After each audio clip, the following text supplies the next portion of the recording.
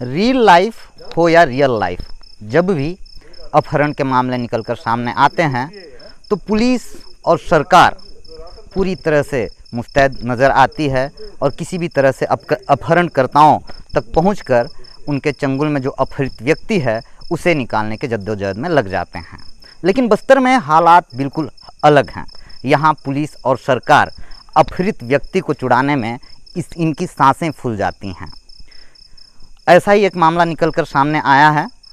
बस्तर में एक सब इंजीनियर का अपहरण हो गया। पुलिस और सरकार कुछ कर नहीं पा रही है अपील के अलावा, लेकिन पत्रकार मुस्तैद नज़र आ रहे हैं, वो जंगलों का खाक छान रहे हैं। क्या है पूरा मामला, बताएंगे आपको इस रिपोर्ट में। नमस्कार, मैं मुकेश चंद्राकर हूं और आप बस्तर जंक्शन देखना शुरू कर चुके हैं। बस्तर जंक्शन में हम बस्तर की बात करते हैं, बस्तर के आदिवासियों की बात करते हैं, यहाँ के ज्वलंत मुद्दों की बात करते हैं। अगर हमारे रिपोर्ट्स आपको पसंद आते हों तो आप हमारे यूट्यूब चैनल बस्तर जंक्शन को लाइक और सब्सक्राइब कर सकते हैं। बहरहाल, मैं अपहरण से शुरू किया था।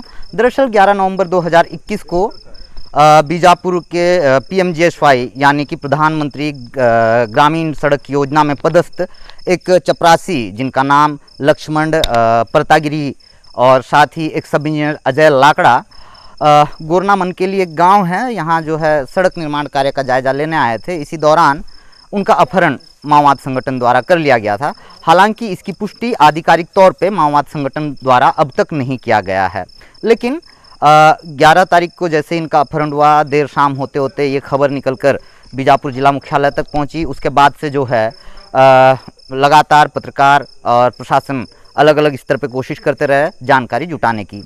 और इसके बाद 12 तारीख देर शाम को जो है चपरासी जो रहे हैं जिनका नाम लक्ष्मण परतागिरी बताया जा रहा था, इन्हें माओवादियों ने रिहा कर दिया। और जिसके बाद पूरी तरह से स्थिति साफ हो गई, तस्वीर बिल्कुल साफ हो गई कि ये अपहरण माओवादियों द्वारा अंजाम दिया गया है।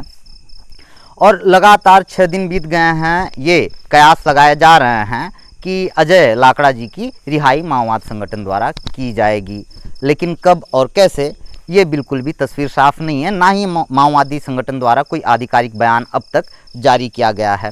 लिहाजा बस्तर के जो पत्रकार हैं, ना केवल पत्रकार बल्कि मददगार की भूमिका भी अदा करते हैं। आमतौर पे जब इस तरह के मामले निकलकर सामने आते हैं, मैदानी क्षेत्र या शहरी इलाकों में जब भी अपहरण होता है तो पुलिस चौकस हो जाती है, साइबर सेल एक्टिव हो जाता है, सरकार के कान खड़े हो जाते हैं यदि VIP व्यक्ति का अपहरण हो गया हो तब की परिस्थिति में।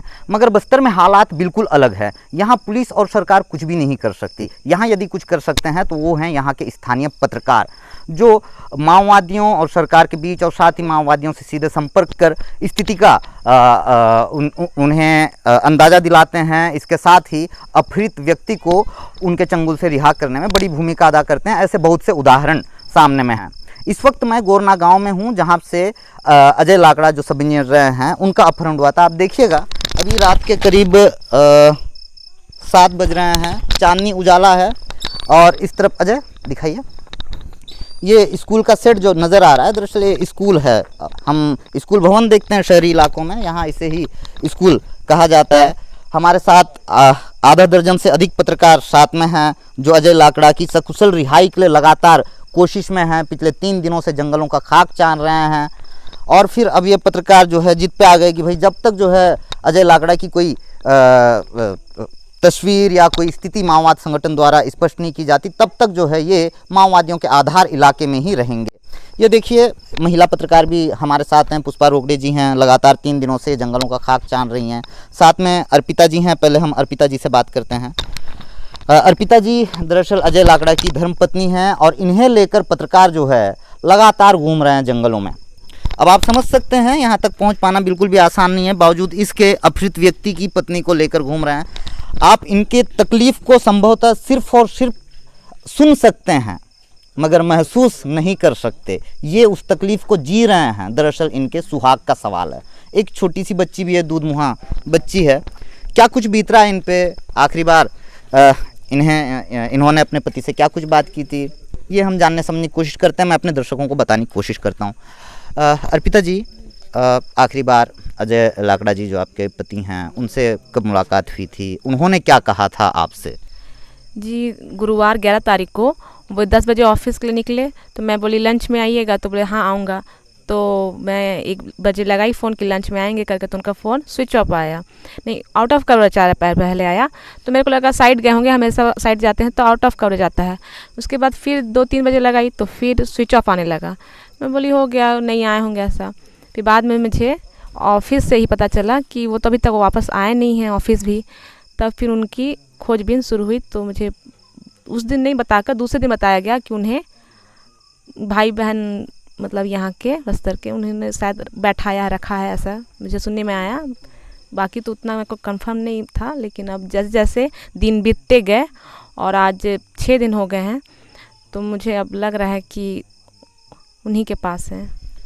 अच्छा, कितनी उम्मीद है? सारे पत्रकार आपके साथ हैं। अच्छा, सबसे बड़ा सवाल मैं एक चीज़ जानना चाहता हूँ, इतने पत्रकार आपके साथ हैं, बार बार आप, मैं देख रहा हूँ कि आपको बार बार इस बात का विश्वास दिला रहे हैं, इनमें से किसी एक को भी आप पहले से जानते हैं क्या, जो पूरा जी जान लगा दिए आपके सुहाग को बचाने के लिए? मैं किसी को नहीं जानती, मैं बस्तर में किसी को नहीं जानती, लेकिन मैं सभी मीडिया के भाई बहनों दीदियों का मतलब अपने मतलब तहे दिल से शुक्रिया करती हूँ कि इतना मेरे सहयोग के लिए। ना मैं उन्हें जानती हूँ ना वो मुझे जानते हैं, फिर भी वे मेरे लिए इतना कर रहे हैं। रात में जंगल में जहाँ जाना है मुझे ले जा रहे हैं ताकि मेरे पति घर वापस आ सकें। इनके लिए मैं तहे दिल से सबको शुक्रिया करती हूँ, और मैं उम्मीद है मेरी कि आप लोगों के ज़रिए ही मेरे पति सकुशल वापस आएंगे घर। बिल्कुल, हमें भी उम्मीद है, और इसी विश्वास के साथ सारे पत्रकार साथी जो है आपके सुहाग को बचाने के लिए हम कोशिश कर रहे हैं। हमें पूरा विश्वास है माओवाद संगठन द्वारा उन्हें रिहा किया जाएगा। एक सवाल और कि अभी क्या कुछ बीत रहा है आप पे, और साथ ही माओवादियों से क्या अपील है आपकी? जैसे जैसे दिन बीतते जा रहा है, अच्छा तो नहीं लग रहा, पर मेरे को उम्मीद है कि भाई बहन मेरी इस समस्या को समझेंगे, मेरी पीड़ा को समझेंगे कि मेरा छोटा बच्चा है परिवार में, मैं और वो हैं, और उनके दूर में हम से आए हैं और वहाँ उनकी बूढ़ी माँ है, तो हमारी समस्या को समझेंगे कि हमसे कोई मतलब गलती भी हो गई है तो गलती को माफ़ करके हम उन्हें बस सकुशल रिहा कर दें। किसी तरह का कोई संदेह आपको किसी पे कि साजिशन इस पूरे मामले को अंजाम दिया गया? साजिश तो नहीं मालूम, पर कुछ महीने पहले ऐसा मेरे पति द्वारा ही मुझे सुनने में आया था कि मेरे बारे में अफवाह फैलाया गया है कि ये ठेकेदार है, ऐसा कहा। सब इंजीनियर नहीं बल्कि ठेकेदार। सब इंजीनियर नहीं है करके नहीं है, ये ठेकेदार है करके उन्हें कहा गया था कि आपका फ़ोटो लगा दिया गया है कि आप ठेकेदार हो, तो आप संभल के रहना, यहाँ से ट्रांसफ़र ले लो, या ऐसा करके। मैं 6-7 महीने पहले ऐसा मैं उन्हीं के द्वारा सुनी थी। किनके द्वारा इस तरह की साजिश रची जा रही थी, ये बताया गया? ये ठेकेदार के द्वारा, पर उनका कौन है मुझे जानकारी नहीं है, पर ठेकेदारों के द्वारा। हाँ जी। चलिए, तो ये अर्पिता जी थी, इनकी अपील भी है, इन्हें उम्मीद भी है कि इनके पति वापस लौटेंगे। साथ में कई पत्रकार साथी हैं, कोशिश करेंगे हम कुछ लोगों से बात करने की। हालांकि मैं पिछले कुछ दिनों से बाहर था, आज ही लौटा तो फिर सारे साथियों के साथ आना हुआ मेरा। और जब मैं पहुंचा तो कल की एक घटना के बारे में जिक्र कर रहे थे सारे साथी कि जब जंगल में आप घूम रहे हैं, जाहिर सी बात है बहुत सी चुनौतियां आपके सामने रहती हैं। बस्तर की भौगोलिक परिस्थितियां बिल्कुल अलग हैं। इसके अलावा सांप, बिच्छू, जंगली जानवर से भी खतरा रहता है। तो ऐसे ही साथियों ने हमें बताया कि भाई सांप अचानक से गिर गया था। क्या कुछ पूरा मामला था वो जानने की कोशिश करते हैं। पेड़ से गिरा था सांप, और चूंकि सांप के बारे में हमें ज़्यादा जानकारी नहीं है, इसके अलावा सांप यदि काट दे तो हम कैसा उपचार करेंगे आप देखेंगे। अभी कुछ देर पहले बारिश हुई थी, बिल्कुल ज़मीन भीगा हुआ है, ऐसे वक्त पे कभी भी सांप आ सकता है। फिर भी जो है घने जंगल के बीच हम यहाँ पे एक ज़िंदगी बचाने की मुहिम में लगे हुए हैं। तो वो जो वाक़या था हम जानना चाहेंगे। हमारे साथ महिला पत्रकार पुष्पा रोकड़े हैं, लंबे समय से पत्रकारिता कर रहे हैं, और महिला होते हुए भी जो है एक वैसे महिला सुहाग की कीमत ज़्यादा बेहतर तरीके से समझ सकती हैं, तो इस वजह से वो लगातार अर्पिता जी के साथ हैं, उन्हें ढांढस भी बंधा रही हैं। तो पुष्पा जी, हम ये जानना चाहते हैं, कल क्या वाक़या हुआ था, किस तरह की चुनौती रही, सांप कहाँ से आ गया था?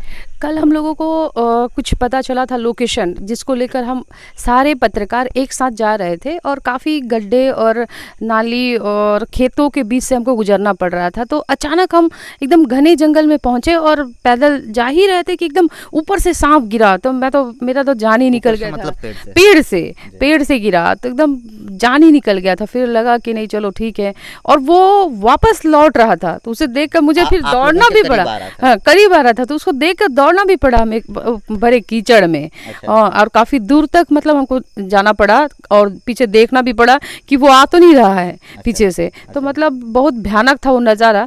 अर्पिता जी से तो ज़्यादा भयानक नज़ारा नहीं था, फिर भी मतलब मुझे ऐसा लगा कि बस आज तो कुछ हो ही जाता। अच्छा। काफ़ी भयानक था वो चीज़।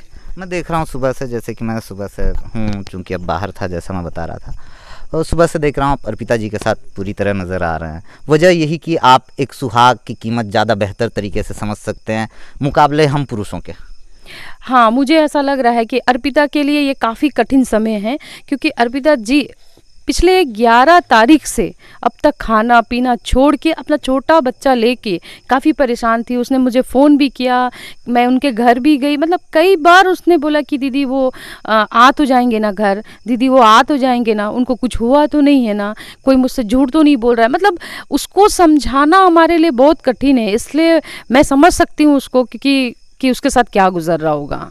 निश्चित तौर पे ये वो दौर है जब आपको पता हो कि आपका अपना चाहने वाला जब किसी ऐसी मुसीबत में फंसा है जहां से लौट के आ पाने की संभावना बहुत कम रहती है, लेकिन फिर भी जब उन्हें ये बार बार समझाइश दी जाती है तो एक शंका मन में जाहिर सी बात है रहती है कि भाई वो सुरक्षित हैं या नहीं हैं।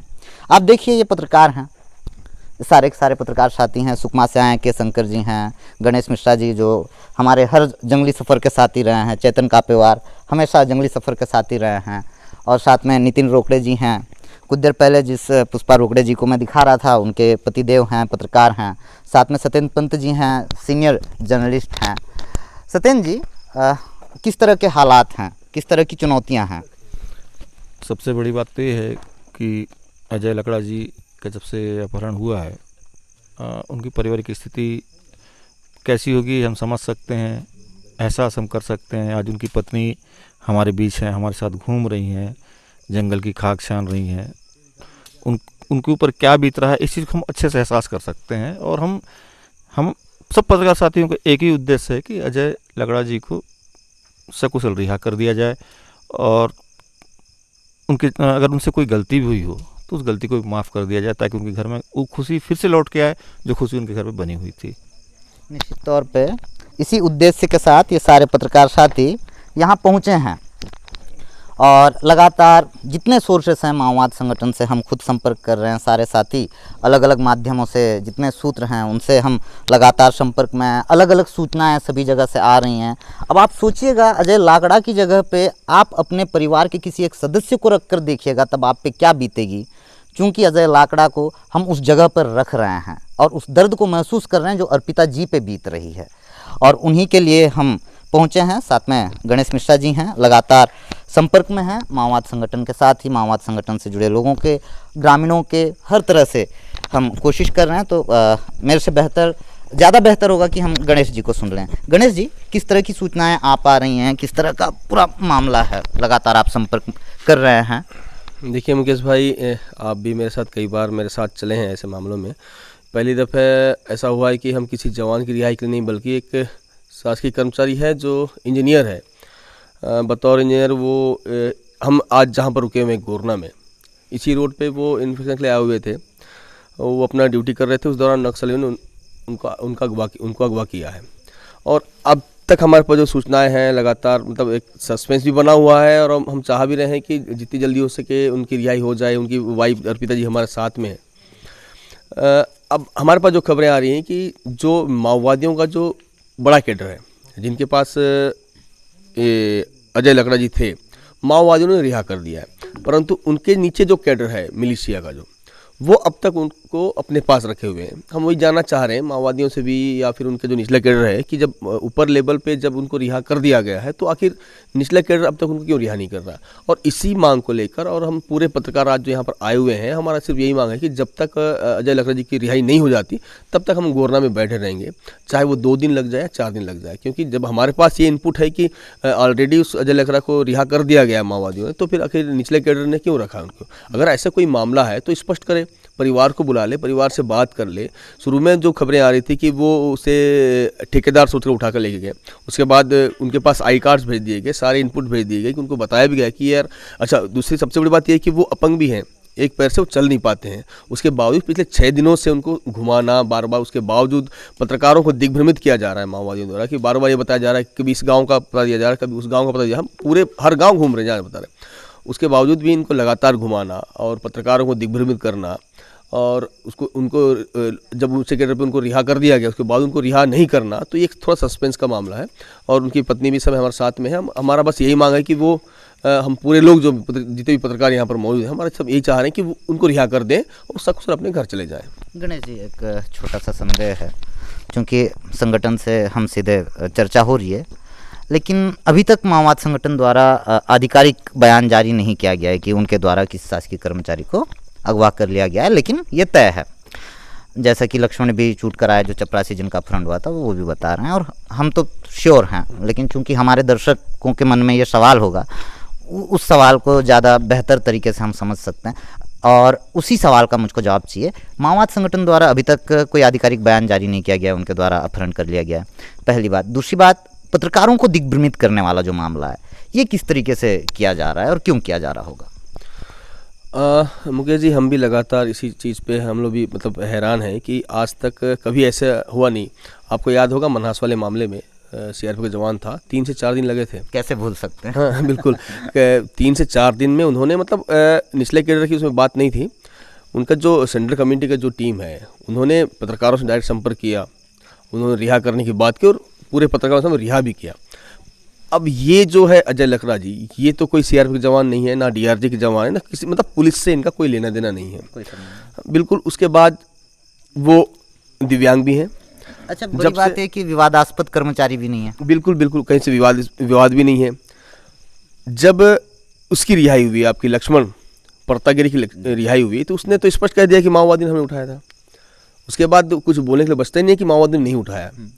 ठीक है, माओवादी ने उठाया भी है, चलिए आप पूछताछ करना है आपको, या आपको कोई संदेह है, आपके मन में अगर कोई संदेह है, जैसे बीच में खबर आई कि उसके मोबाइल में कुछ वीडियोस मिले। देखिए, एक इंजीनियर है, उसको जियो टैग करना होता है, किसी भी सड़क को बनाना है उसको जियो टैग करना होता है, उसको दर्शाना पड़ेगा कि भाई ये सड़क बनाना है, यहाँ से लोगों का आवागमन होता है कि नहीं, आसपास कितनी जनसंख्या है, ये सारी चीज़ें दिखाना होता है। तो जब 2 दिन पहले जब रिहाई करने की बात आई तो ये खबर मिली कि उसके मोबाइल में कुछ वीडियोज़ मिले हैं। तो हमने उस चीज़ को भी स्पष्ट करवाया कि उनके कुछ लोगों के माध्यम से उनको जाके बताइए कि ये भाई वीडियो जो है ये जियो टैग के लिए होते हैं। इंजीनियर है, बतौर इंजीनियर वो अपना काम कर रहा है। उसके बावजूद हम पिछले 3 दिन से घूम रहे हैं। पहले दिन पालनार गए, उसके बाद हमको बताया गया कि आप मनकेली जाइए, मनकेली गए। उसके बाद बताया गया आप कोरमा जाइए, हम कोरमा गए, और आज फिर हम वापस गोरना आ गए और यहीं पे नाइट स्टे कर रहे हैं। और यहीं पर नाइट स्टे कर रहे हैं। पूरे पत्रकारों की टीम का एक निर्णय है कि जब तक अजय लकड़ा जी की रिहाई नहीं हो जाती, गोरना में हम डटे रहेंगे। बिल्कुल। पत्रकारिता का एक चेहरा ये भी है, इसे भी देखा जाना चाहिए, समझा जाना चाहिए। हाँ, ये ज़रूर है कि आज मीडिया को गोदी मीडिया कहा जाता है, लेकिन हम बहुत छोटे से पत्रकार हैं, ग्रामीण पत्रकार हैं, हमें तो सम्मानजनक मानदेय भी नहीं दिया जाता, लेकिन हम भी इंसान हैं, हमारे अंदर भी इंसानियत है। तो चूँकि अर्पिता जी काफ़ी परेशान हैं, हम सबको लगा, हम तो खैर बीजापुर के ही रहने वाले हैं, के शंकर जी सुकमा से आए हैं, पिछले 2 दिनों से ये भी जंगल का खाक छान रहे हैं। तो इस तरह से जो है इतनी चुनौतियों के बीच हम लगातार कोशिश कर रहे हैं। हम चाहते तो हम भी अपने घर पे बड़े आराम से पूरे परिवार के साथ खा पी रहे होते, सो गए होते अब तक। रंजन दास जी भी थे, रंजन दास जी आइएगा प्लीज़। तो ये पिछली बार जब राकेश्वर सिंह मनहास की जब रिहाई हुई थी उस वक्त भी साथ थे, पिछले 3 दिनों से ये भी जंगलों का खाक छान रहे हैं। एक जो मीडिया को लेके जिस तरीके से समाज के बीच निगेटिविटी है, और मीडिया का ये चेहरा भी देखने को जब आता है, तो जाहिर सी बात है कि मीडिया के इस चेहरे को लेकर ग्रामीण पत्रकारों और स्टूडियो में बैठे हुए पत्रकारों के बीच में क्या कुछ आप तब्दीलियाँ, क्या कुछ बदलाव आप देख पाते हैं? जी देखिए, बस्तर अपने आप में एक जिसे बाहर से बोला जाता है खबरों की मंडी है, लेकिन इसे लेकर एक नज़रिया भी है। मैं सीधे तौर पे आपसे कहना चाहूँगा, मंडी इसलिए कि जब राष्ट्रीय मीडिया हो या अंतर्राष्ट्रीय मीडिया हो, सनसनीखेज खबरों के लिए या मानवाधिकार जैसे मामलों के लिए ये अक्सर सुर्खियों में रहता है। लेकिन चूँकि ये भी एक मानवाधिकार से जुड़ा मामला है अर्पिता जी का, एक बार की आप ज़रा सोचिए, ऐसे मामलों में खबर के स्तर को कभी छोटा और कभी बड़ा ये नापा जा रहा है। आप सोचिए कि एलेक्स पॉल मेनन का जब अपहरण हुआ था सुकमा में, तो वो पूरी रीजनल ही नहीं, नेशनल ही नहीं, बल्कि इंटरनेशनल मीडिया ने भी उस पर फोकस किया था। लेकिन एलेक्स पॉल मेनन जी है तो इंसान, और अर्पिता जी के जो पति है अजय रोशन लकड़ा जी, वो भी इंसान है। मगर बड़ी बात कही मैं अपनी बात को लगातार रख रहा हूँ, मगर इन इंसानों में सिर्फ फ़र्क ये है, जो राष्ट्रीय मीडिया, जो अंतर्राष्ट्रीय मीडिया का नज़रिया सिर्फ इतना है कि वो एक मामूली से इंजीनियर है और वो कलेक्टर थे। ठीक है, अब मेरा कहना सीधे तौर पे है कि यहाँ हम जो रीजनल पत्रकार है, जो यहाँ के एक ज़िले के एक पत्रकार है, अगर हम यहाँ मेहनत कर रहे हैं इनके एक मानवता के नाते, तो इस खबर को, चलिए हमारी बात तो करना सही, मगर अर्पिता जी के हस्बैंड का जो मामला है, उनके अपहरण को, इसे राष्ट्रीय कम से कम राष्ट्रीय लेवल की या कम से कम राजधानी लेवल की, छत्तीसगढ़ की राजधानी लेवल की सुर्खियाँ बननी थी, वो अब तक नहीं बन पाई। अहम बात, कल मैंने फेसबुक पे भी लिखा था कि प्रदेश के मुखिया ने अब तक क्या निर्णय लिया है। आप खुद सोचिए कि इन मामलों में तो खैर सरकार कुछ नहीं कर सकती, पुलिस कुछ नहीं कर सकती। जी, मैं वहीं पे जा रहा हूँ। कम से कम आप सामने आप ट्विटर यूज़ करते हो, आप फेसबुक यूज़ करते हो, आप कल मैंने सीएम साहब को भी देखा फेसबुक पे, आप दिवाली की बधाई दे रहे हो, ठीक है, आप दिवाली की बधाई दो, कम से कम एक अपील तो आप रख सकते हो। निश्चित। और पत्रकारों से, चलिए आपको सहयोग की आवश्यकता है, राकेश्वर सिंह मनहास जो कमांडो थे, उनके अपहरण में भी पत्रकारों ने अगर अहम भूमिका निभाई थी। एलेक्स पॉल मेनन में भी पत्रकार काफ़ी सक्रिय था। ऐसे कई पुराने सारे मामले हैं। तो अब ठीक है, अगर आप यहाँ पे अगर आप मजबूर हो तो पत्रकारों से संपर्क किया जा सकता है, लेकिन अगर ये राष्ट्रीय स्तर का मुद्दा बनता तो शायद ये नहीं लगता कि इसे हफ्ते भर का समय इस मामले को लगता, मुझे ये लगता है। बिल्कुल सही, रंजन दास जी ने बड़ी बात कही। चूँकि एलेक्स पॉल मेनन IAS रहे हैं और अजय लकड़ा मामूली से इंजीनियर रहे हैं, IAS का अपहरण हो जाता है तो राष्ट्रीय स्तर पे मामला उछलता है, राष्ट्रीय स्तर के संस्थानों में खबरें लगती हैं, समाचार संस्थानों में। और चूँकि अजय लकड़ा इंसान तो हैं मगर बेचारे मामूली से इंजीनियर ठहरे, क्यों किसी को फ़िक्र होगी इनकी, क्यों अर्पिता जी की फ़िक्र होगी, क्यों अजय लकड़ा जी की फ़िक्र होगी। लेकिन बस्तर के पत्रकारों को इनकी बड़ी फ़िक्र है। रात गुजर चुकी है, रात में आए हुए हैं हम सभी इस उम्मीद के साथ कि अजय लकड़ा जी की सकुशल रिहाई हो जाएगी, माओवाद संगठन द्वारा किया जाएगा। बहरहाल जो लोग, आप में से यदि कोई लोग मीडिया को गरियाते होंगे तो मीडिया के इस दूसरे चेहरे को भी देखिएगा, इस मानवीय पहलू को भी देखिएगा। संभवतः ग्रामीण पत्रकारों को लेकर जो छवि आमतौर पर बनाई गई है, पत्रकारों को लेकर जो छवि बनाई गई है, ग्रामीण पत्रकारों की जो छवि है वो थोड़ी सी अलग है। बहरहाल मुझको ऐसा लगा कि इस मामले को भी दिखाया जाना चाहिए था कि एक माओवादियों द्वारा अपहरण किए गए इंजीनियर की रिहाई के लिए जो पत्रकार काम कर रहे हैं, कितनी शिद्दत के साथ काम कर रहे हैं, कितने जुनून के साथ काम कर रहे हैं, कितनी जांबाजी के साथ काम कर रहे हैं, कितनी तकलीफ़ों के बीच रिपोर्टिंग करते हुए ये एक सब इंजीनियर की रिहाई के लिए लगातार जंगलों की खाक छान रहे हैं। मुझको लगा दिखाना चाहिए और मुझको लगता है कि ऐसे मामलों में बात किया जाना चाहिए। आपको लगता है कि इनको सुना जाना चाहिए तो आप हमारे YouTube चैनल बस्तर जंक्शन को लाइक और सब्सक्राइब कर सकते हैं। आज की इस रिपोर्ट में इतना ही, धन्यवाद।